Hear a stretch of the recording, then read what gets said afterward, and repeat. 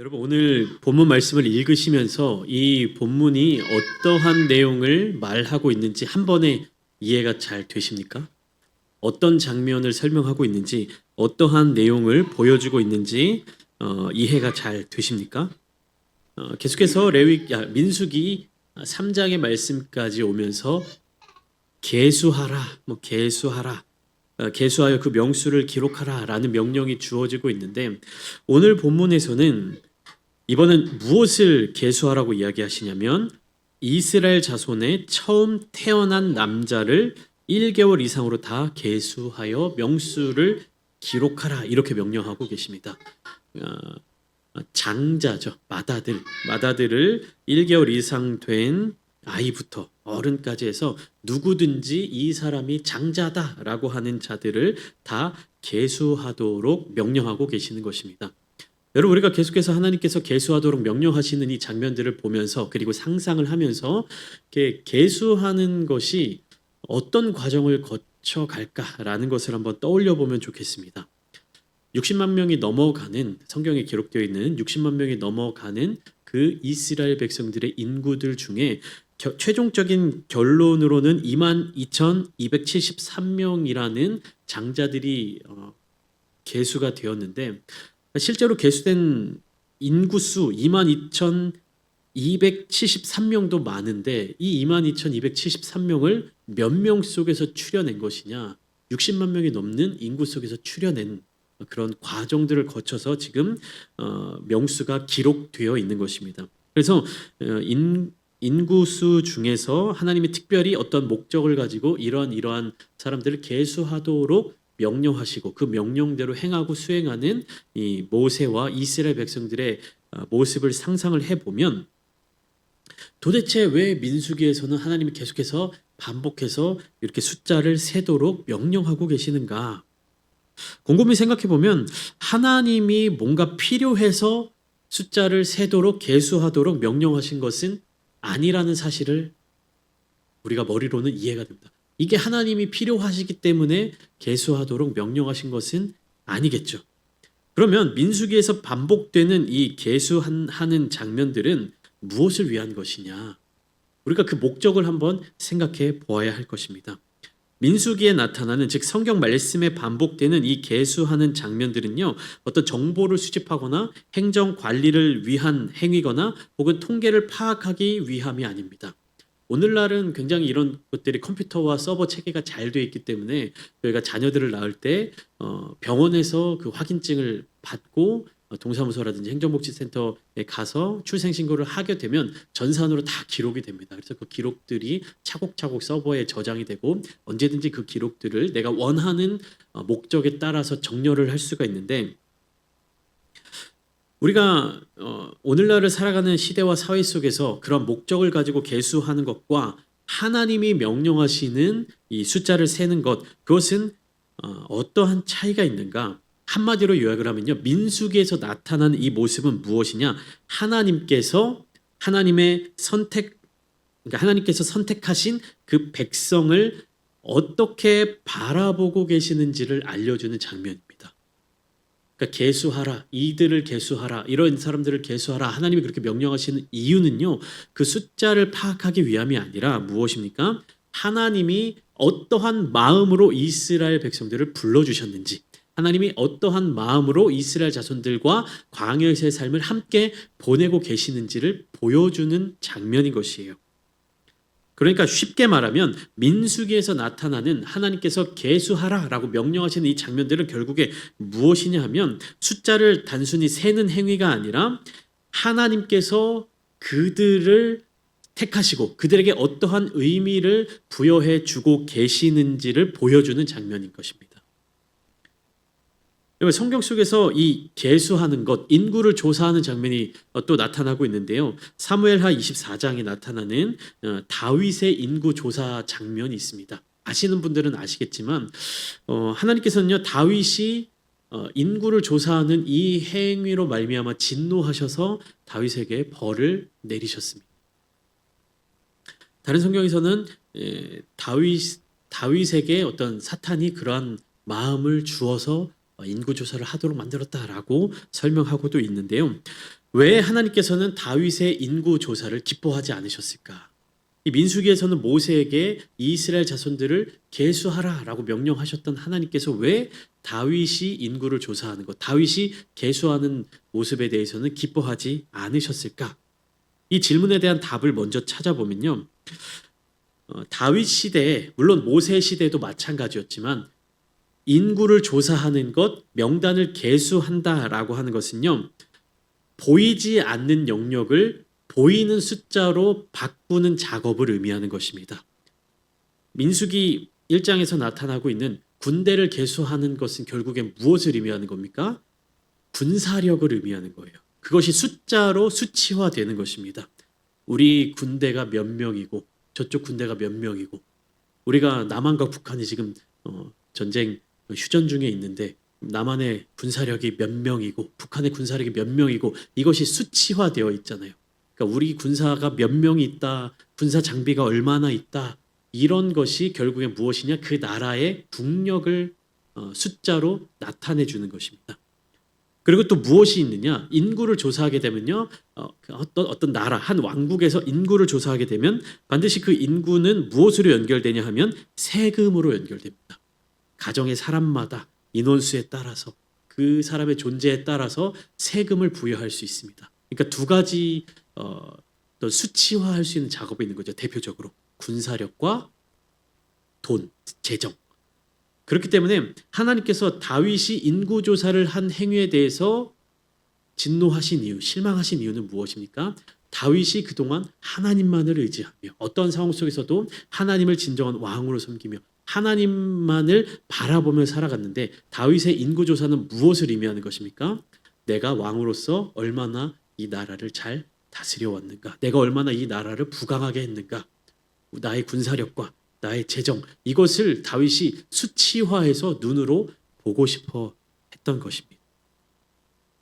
여러분, 우리가 가진 어떠한 능력들을요, 그렇게 수치화해서 보게 되면요, 반드시 무엇이 뒤따르게 됩니까? 비교가 뒤따르게 돼요. 내가 얼마를 번다, 나의 스펙이 어떠하다. 그러니까 숫자로 나타낼 수 없는 것을 자꾸만 우리가 숫자로 나타내려고 하는 이유가 뭡니까? 비교할 수 있기 때문에. 그 비교한 만큼 내가 다른 사람보다 무엇이 어느 정도 더 높다, 내가 다른 사람보다 무엇이 얼마큼 더 부족하다라는 것이 숫자로 계산됐을 때 더하기 빼기로 해서 빠르게 계산이 되죠. 그렇기 때문에 계수한다라고 하는 것은요, 굉장히 여러 가지 의미를 가지고 있다는 것입니다. 그런데 오늘 본문 말씀 속에서 하나님은요, 무엇을 계수하도록 명령하시냐면 40절 말씀을 보시면 이스라엘 자손의 처음 태어난 남자를 1개월 이상으로 다 계수하여 그 명수를 기록하라, 이렇게 말씀하십니다. 이스라엘 전체 인구를 계수하도록 한 것도 아니고요, 그다음에 어느 정도 재정이 있을 만한, 능력이 있을 만한 그런 것을 구분할 수 있는 세대로 계수하라고 한 것도 아니고요, 어떤 조건입니까? 처음 태어난 남자, 그러니까 모든 집안의 장자들이 몇 명이냐라는 것을 하나님께서 계수하도록 명령하신 것이죠. 여러분, 이 과정 가운데 하나님은 왜 장자들을 계수하도록 명령을 하셨을까요? 우리는 여기에 초점을 맞춰야 하는 것이에요. 이 계수는요, 단순히 인구조사를 위한 목적을 갖지 않고 있다는 것입니다. 여러분, 이스라엘에게 있어서 장자들은 어떠한 의미를 갖고 있습니까? 지금 이스라엘이 광야 생활을 하기 전에 어디에서 삶을 살았죠? 애굽 땅에서 삶을 살았습니다. 그곳에서 그들은 노예로서 살았고요. 그들이 애굽 땅에서 자유함을 얻어서 하나님의 시선으로 볼 때 하나님의 구원을 얻어서 애굽 땅을 떠나게 됐을 때 그 마지막 날 밤 무슨 일이 일어났습니까? 하나님의 영이 애굽 온 지역을 두루 다니면서 각 가정에 사람이건 가축이건 처음 난 것을 모두 거두어 가신 사건이 있었습니다. 10번째 재앙이었죠. 그때 하나님이 어떤 명령을 주셨습니까? 어린 양을 잡아서 그 피를 좌우인방과 문설주에 바른 집은 심판이 임하지 않고 넘어갈 것이다. 그러니까 이스라엘 자손들은요, 자신들이 애굽에서 구원받은 그 마지막 날 밤, 그 사건 가운데 장자들의 역할 혹은 장자들의 그 상황을 기억하고 있을 것입니다. 어떤 상황입니까? 하나님의 은혜로 말미암아, 하나님의 구원으로 말미암아 우리의 생명이 이어지게 되었구나. 그러니까 장자들의 생명에 대해서 하나님이 무엇인가를 대가로 값을 주고 사셨다라는 것을 기억하도록 만드시는 것이에요. 하나님이 그냥 넘어가신 것이 아니죠. 그 장자들의 목숨을 대신하여 무엇을 가져가신 겁니까? 어린 양의 생명을, 어린 양의 피를 가져가신 거예요. 장자들의 피 대신에 무엇입니까? 어린 양의 피를 거두어 가신 것입니다. 다시 말해서 이스라엘의 장자들은요, 원래 살아있던 생명이 아니라 하나님께서 살려주신 생명이라는 거예요. 그리고 하나님은 그 생명에 대한 책임을 끝까지 져주시겠다라는 의미로 계수하도록 명령하고 계시는 것입니다.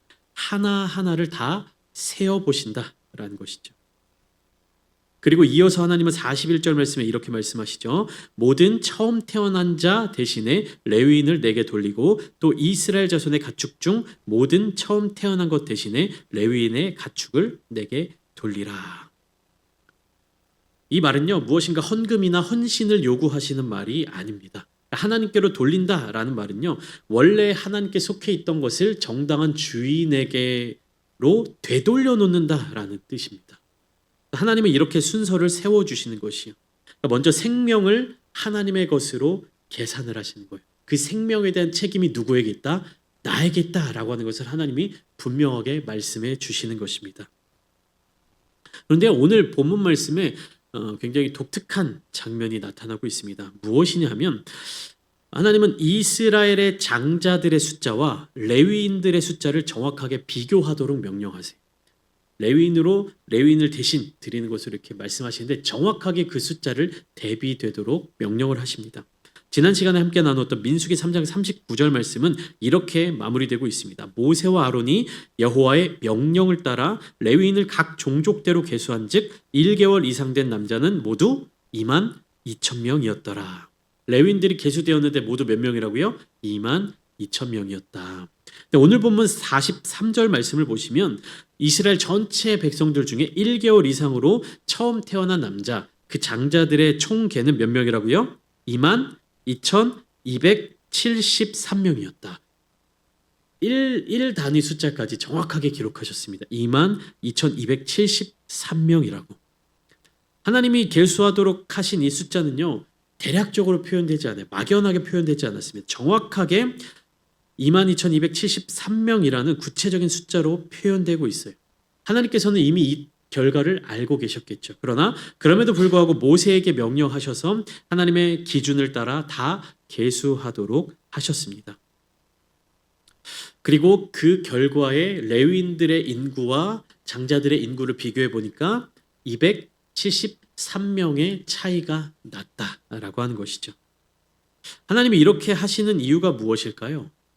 그것은 하나님의 사랑에 대해서 이스라엘 자손들이 스스로 깨닫게 해주시기 위함이었습니다.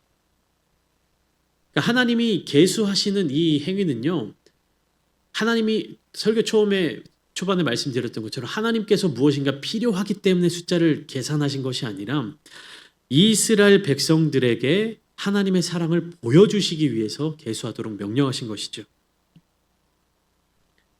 여러분, 하나님의 사랑은요, 부족함을 덮는 사랑이 아니라 부족함을 진실하게 마주하도록 만드는 사랑입니다. 그러니까 레위인들과 이스라엘의 장자들을 1대1로 대응해서 장자들 대신에 레위인들을 하나님께 드리도록, 하나님께 돌리도록 명령을 하셨는데 지금 몇 명이 부족한 겁니까? 레위인들이 273명이 부족한 거예요. 그러니까 하나님께 드려야 할, 하나님 입장에서 하나님께서 받으셔야 할 그 몫이 몇 명이 부족한 겁니까? 273명분이 부족한 겁니다. 근데 하나님은요, 그 부족함을요, 명확하게 언급하고 계시는 거예요.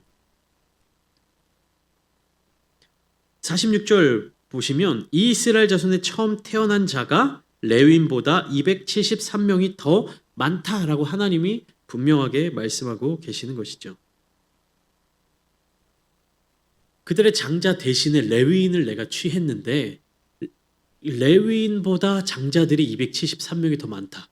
그러면은 그 남은 273명분의 몫을 하나님이 어떻게 하실 것이냐 정확하게 계산을 하시는 거예요.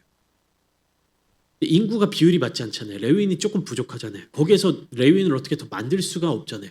그러니까 하나님이 어떻게 하시느냐? 속전이라고 하는 제도를 말씀해 주시는 것이에요.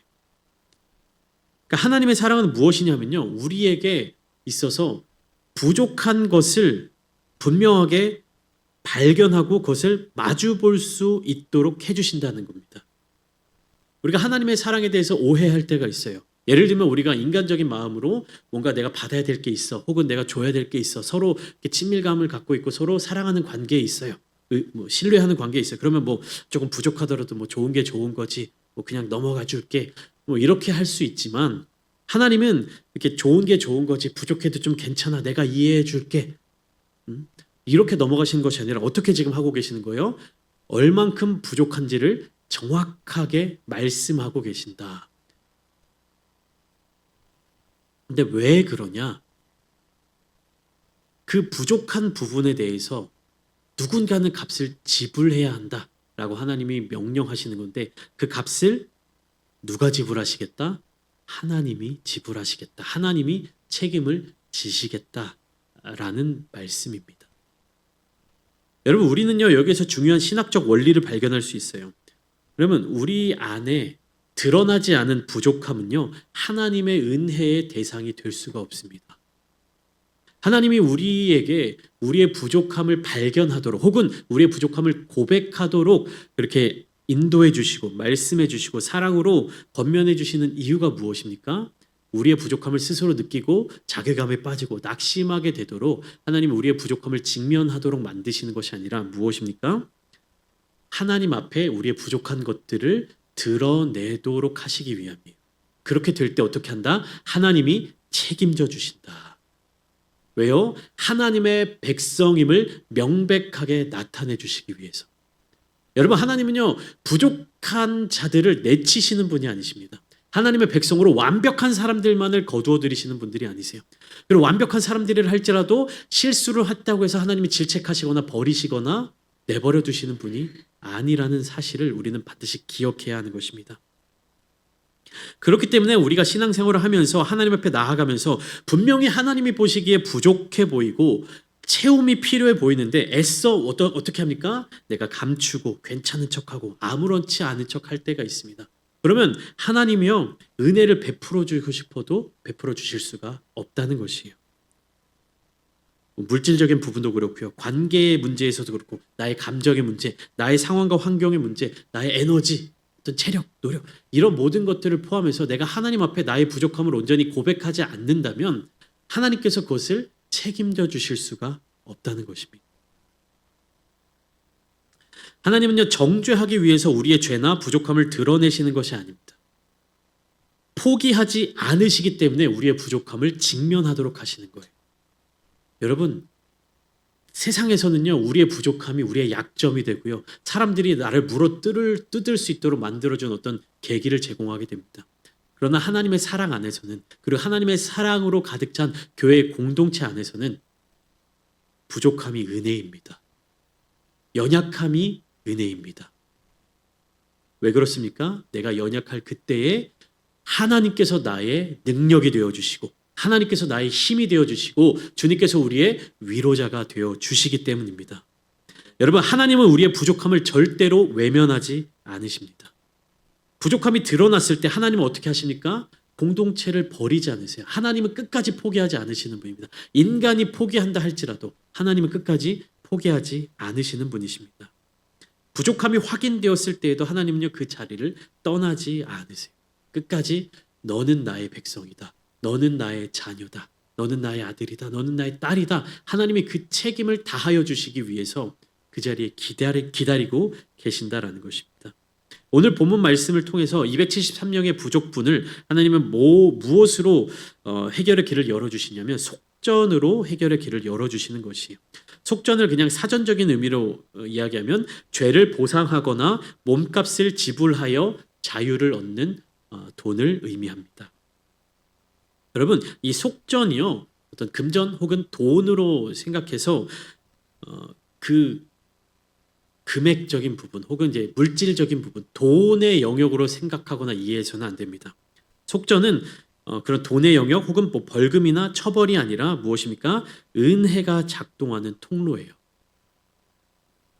하나님이 생명을 주시고 그 생명을 값으로 사게끔 하셨는데 그것을 지금 레위인으로 대신하여 받으셨지만 273명의 부족분을 속전이라고 하는 어떤 금액으로 받는다고 할 때 하나님이 돈을 요구하시는 것이 아닙니다. 금전적인 지불을 말씀하시는 것이 아니라 무엇입니까? 이 생명이 하나님께 속해 있다라는 것을 하나님이 나타내 보이시는 것이에요. 증명해 주시는 것입니다. 돈은 누구에게 필요한 것입니까? 사람들에게 필요한 것이죠. 눈에 보이는 것입니다. 그 눈에 보이는 것을 하나님은 필요 없으시지만 우리들을 위해서 눈에 보이는 영역으로 그 값을 지불하는 과정을 보여주시는 것이에요. 여러분, 우리가 하나님께 드리는 11조와 같은 하나님께 드리는 예물이 이런 의미를 갖고 있는 것입니다. 하나님이 돈이 필요하셔서 금전이 필요하셔서 네가 가진 것의 10분의 1을 나에게 바쳐라. 내가 그것을 나를 위하여 쓸게. 이렇게 말씀하시는 분이 아니시죠. 무엇입니까? 여러 차례 말씀드렸지만 10분의 1 정확하게 10%를 드리는 의미가 아니라 나의 삶에 내가 누리고 있는 모든 것이 다 하나님의 은혜입니다. 이 소유는 나의 것이 아니라 하나님의 것입니다. 라는 것을 고백하는 상징이라고 말씀을 드렸죠. 우리 눈에 보이잖아요. 돈은. 하나님께 필요한 것이 아니지만 우리 눈에 보이는 것으로 우리의 영역으로 가장 이해하기 쉬운 부분으로 하나님은 생명의 주권, 우리 삶의 주권이 누구에게 있는지를 알려주고 계시는 것입니다. 여러분, 그렇기 때문에요, 우리가 하나님께 속한 백성이다라는 정체성을요 날마다 기억하며 살아야 합니다.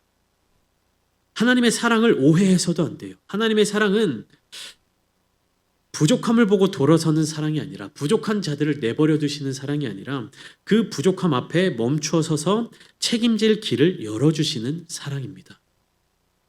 그러니까 애굽에서 이스라엘 백성들을 구원해 주셨을 때 그냥 나와라, 불쌍하니까 나와라, 이것이 아니라 무엇입니까? 구원하는 그 동시에 책임을 누구에게 돌리는 겁니까? 하나님이 책임져 주시겠다라고 선언하시는 거예요. 너희는 나의 백성이다. 너희는 나의 자녀들이다. 내가 너희를 책임져 줄게 라고 하는 것이 바로 이 민수기에서 나타나고 있는 계수하는 장면들의 의미인 것입니다. 한 사람 한 사람 세어 나갈 때마다 하나님께서 너는 나의 자녀야. 너는 나의 백성이야. 너는 나의 자녀야. 이렇게 우리에게 말씀해 주고 계시는 겁니다. 그냥 이스라엘 민족 중 하나라고 퉁치시는 것이 아니라 무엇입니까? 그 한 사람 한 사람을 하나님께서 내가 너의 하나님이다.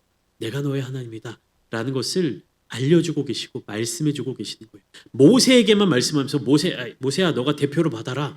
이스라엘 백성들 그냥 내가 책임질게. 너가 대표로 다 알아서 해. 이렇게 하시는 분이 아니라 무엇입니까? 한 사람 한 사람의 영혼을 하나님께서 직접 어루만져 주시고 부족한 모든 부분에 있어서 하나님이 직접 책임져 주신다라는 겁니다.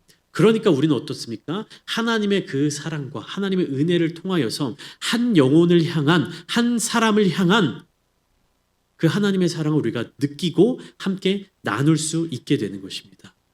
여러분, 교회라고 하는 공동체가 예수님의 머리 되신 한 몸 공동체라고 해서 뭉뚱그려진 어떤 큰 그림만을 우리가 바라보고 그렇게 이미지를 구상하고 그렇게 상상하기 쉬운데요. 아니요. 하나님은요, 이 교회에 머물러 있는, 이 교회에 속해 있는 한 사람 한 사람들을 가장 사랑하는, 한 사람 한 사람을 동일하게 사랑하시고 모든 이들에게 동일한 은혜를 베풀어 주시기 위해서 우리를 찾아오고 계십니다.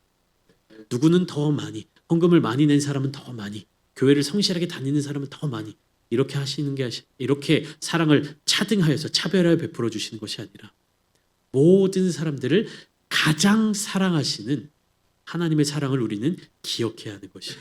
여러분, 인간의 사랑으로 하나님의 사랑을 재단하거나 상상해서는 안 됩니다. 우리는 이 사람을 한 뭐 두 사람을 놓고 두 사람만으로 예를 들어도 두 사람을 모두 가장 사랑한다. 말이 안 된다라고 우리는 알고 있죠. 모순된다. 어떻게 둘이 있는데 둘 다를 가장 사랑할 수 있느냐? 인간의 사랑은 한계가 있기 때문에 있기 때문에 가장 혹은 베스트, 모스트라고 할 때는요. 딱 한 가지만을 선택할 수밖에 없습니다. 그러나 하나님의 사랑은 어떠하시다고요? 무한한, 제한할 수 없는 영원한 사랑이기 때문에 한 사람을 가장 사랑하셔도 하나님의 사랑은 부족함이 없으시다는 것입니다. 여러분, 하나님의 사랑이 부족하다라고 느껴지십니까? 그거는 하나님이 주시는 사랑이 모자라서가 아니라 그 하나님의 사랑에 우리가 반응하지 못하고 있기 때문입니다. 우리의 부족함을 하나님 앞에 내어드리지 못하고 우리의 연약함을 하나님 앞에 내어드리지 못하고 하나님을 아버지로 고백하지 못하고 있기 때문에 하나님의 사랑이 우리의 삶의 자리 가운데 들어올 수 없는 거예요.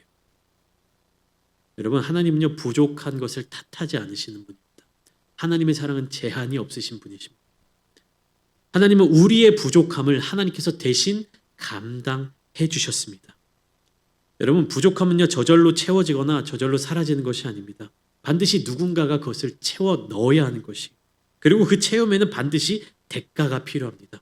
하나님은요 내가 하나님이니까 그거 부족해도 괜찮아, 좀 모자라도 괜찮아, 야 너는 레위인이랑 1대1로 이렇게 대속이 안 돼? 괜찮아, 그냥 넘어가, 이렇게 하시는 분이 아니라 부족한 한 사람 273명의 영혼을 하나님이 직접 받으셨다라는 겁니다. 하나님의 대가를 지불하시면서까지 정확하게 계산하신다는 거예요. 이거는 구두쇠 같아서 그런 것이 아니라 그 한 영혼이 하나님에게 천하보다 귀한 영혼이기 때문입니다. 그렇기 때문에 이 속전의 의미는요 신약 시대로 넘어가서 예수 그리스도의 십자가로 방향이 연결되는 것이에요. 하나님께서 계수하시는 그 계수함 앞에 정확하게 측정되어서 하나님이 대신 감당하신 그 사랑의 결정체가 무엇입니까? 십자가예요. 십자가는 그냥 뭉뚱그려서 그냥 모든 잘못한 사람, 죄 지은 사람 그냥 십자가 고백하고 기도하면 그냥 구원해 줄게, 이것이 아니라 예수 그리스도의 십자가는요 우리들 한 사람을 기억하시고 하나님이 우리에게 그 구원을 약속해 주시고 우리의 그 죄와 고통을 한 사람의 고통을 하나님이 직접 다 감당하셔서 나타내 주신 것이 십자가입니다. 우리에게 그냥 얻어 걸리듯이 이 사람이 십자가의 은혜로 구원받는데 너도 옆에서 그냥 기도하면 얻어 걸리듯이 구원 얻는 은혜가 아니라 나 한 사람을 위해서, 우리 성도님들 한 사람을 위해서 하나님이 주시는, 하나님이 지불하신 대가, 그리고 하나님이 주시는 선물인 줄 믿으시길 바랍니다. 사랑하는 성도 여러분, 오늘 본문은 분명하게 이야기하고 있죠. 하나님은 우리의 부족함을 보십니다. 하나님은 우리의 부족함을 숨기지 않으십니다. 그러나 하나님이 그 부족한 부분을 책임져 주십니다. 이것이 바로 부족함을 계산하시는 하나님의 은혜인 것입니다. 우리는 종종 부족함을 숨기며 신앙생활을 합니다. 괜찮은 척 하나님 앞에 서려고 합니다. 괜찮은 척 사람들 앞에 서려고 합니다. 그러나 하나님은요 부족함을 숨기는 신앙이 아니라 부족함을 하나님 앞에 내어드리는 그 신앙으로 우리를 불러주시고 계십니다. 여러분, 하나님의 사랑은 우리의 부족함을 덮는 사랑이 아니라 그 부족함을 끝까지 책임지는 사랑입니다. 이 사랑의 은혜를 깊이 체험하시고 이 은혜 안에 거하시는 우리 모든 성도님들 되시기를 예수님의 이름으로 축원합니다. 기도하겠습니다.